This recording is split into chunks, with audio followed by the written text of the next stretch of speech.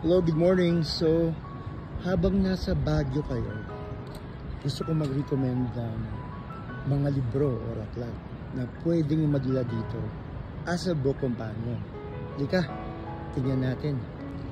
First one is Insect Hag and Other Stories ni Yvette Tan, published by Anvil, and illustrations by Malayo Pa Ang Umaga. Second one is Head by the Ceiling by Anthony Shea, published by Anvil Publishing. Pero wag niyong babasahin to na mag-isa kayo dito lalo na sa gabi. Alam niyo na kung bakit. Third one is The Greatest Fight of Sonny Granada and Other Stories by Kenneth Yu. We love you, so basahin na natin to.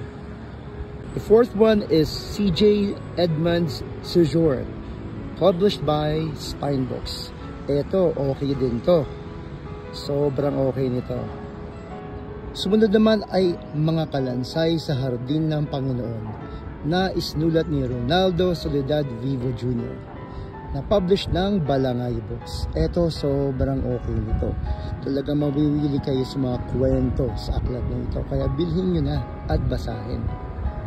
At ang pinakahuli ay ang Narco Cristo 1896, ang bagong aklat na isinulat ni Ronaldo Soledad Vivo Jr.